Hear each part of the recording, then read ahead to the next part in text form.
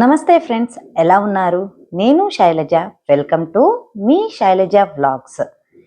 ఈరోజు మనం డిస్కస్ చేసుకోబోయే విషయం ఏంటంటే, డిజిటల్ అరెస్టులు అనేది సర్వసాధారణంగా జరుగుతున్నాయి.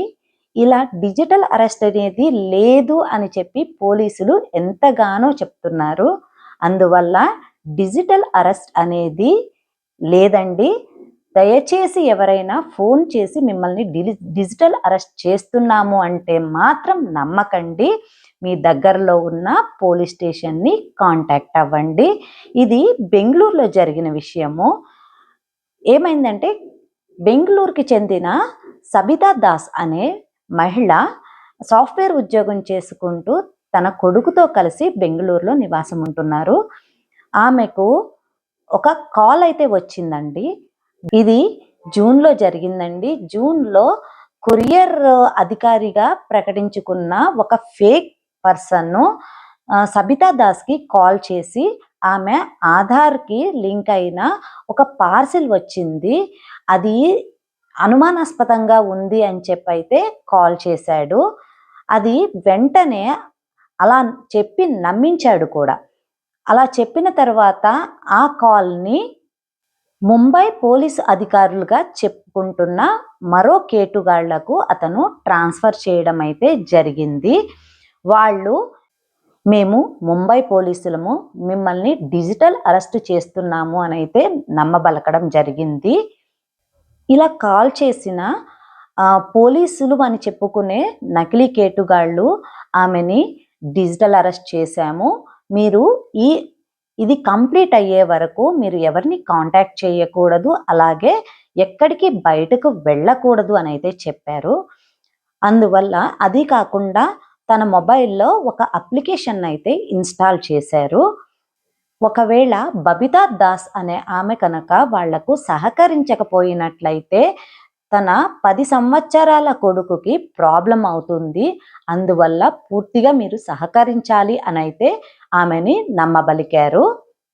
దీంతో బబితా దాసు భయపడి తన బిడ్డ భవిష్యత్తు ఏమైపోతుందో అని కంగారు పడి వాళ్ళు అడిగిన మొత్తానికి అంటే 2 కోట్ల వరకు ఆమె అరేంజ్ చేయడం జరిగింది. దానికోసము తనకి ఉన్న 2 ప్లాట్లను అలాగే తను ఉంటున్న ఇల్లును కూడా అమ్మేసి తను అయితే వాళ్ళకి 2 కోట్ల వరకు క్యాష్ని అరేంజ్ చేయడం జరిగింది. ఇవే కాకుండా తను బ్యాంకు నుంచి లోన్ కూడా తీసుకున్నారండి. ఈ మొత్తము ప్లాట్లు అమ్మి, ఇల్లు అమ్మి, లోన్ తీసుకొని ఇవి మొత్తము కలిపి 2 కోట్ల వరకు కూడా వాళ్ళు చెప్పిన అకౌంట్ నంబర్స్కి ట్రాన్స్ఫర్ చేయడం జరిగింది. వాళ్ళు తర్వాత ఏమని నమ్మించారంటే, ఇది వెరిఫికేషన్ అయిపోయాక మళ్ళీ మీ అమౌంట్ని మీకు రిటర్న్ అయితే పంపిస్తామని నమ్మించారు. కానీ అలా జరగలేదు. తరువాత తను ఏ నంబర్స్ నుంచి అయితే తనకు కాల్స్ వచ్చినాయో ఆ నంబర్స్కి కాల్ చేస్తుంటే స్విచ్ ఆఫ్ వస్తున్నాయి. అందుకని తను మోసపోయానని తెలుసుకొని దగ్గరలో ఉన్న పోలీస్ స్టేషన్ని సంప్రదించడం జరిగింది. అందుకని చదువుకున్న వాళ్ళు, టెక్కీలు, రిటైర్డ్ అయిన వాళ్ళు ఇలా చాలామంది ఆన్లైన్ మోసాలకు బలి అవుతున్నారు. అందుకని జాగ్రత్తగా ఉండండి. ఎవ్వరికి మన పర్సనల్ డీటెయిల్స్ ఇవ్వాల్సిన అవసరం లేదు. అలాగే డెబిట్ కార్డ్ నంబర్స్ కానీ, పిన్ నంబర్స్ కానీ, ఆధార్ నంబర్స్ కానీ ఎవ్వరు మిమ్మల్ని అడగరు. దయచేసి ఎవ్వరికి మన పర్సనల్ ఇన్ఫర్మేషన్ అనేది షేర్ చెయ్యకండి, ఎవరు కాల్ చేసినా కూడా. అదే పోలీసులు కనుక మిమ్మల్ని ఒకవేళ అరెస్ట్ చెయ్యాలి అనుకుంటే మీకు నోటీస్ ఇచ్చి మీ ఇంటికి వచ్చి మాత్రమే అరెస్ట్ చేస్తారు. మన ఇండియాలో డిజిటల్ అరెస్ట్ అనే ప్రక్రియ అనేది లేనే లేదు. అందువల్ల ఎవరన్నా డిజిటల్ అరెస్ట్ చేస్తున్నాము అంటే కనుక వాళ్ళు మోసగాళ్ళుగా భావించి అక్కడి నుంచి ఎస్కేప్ అయ్యే ప్రయత్నం చేయండి. దగ్గరలో ఉన్న పోలీసుల్ని సంప్రదించండి.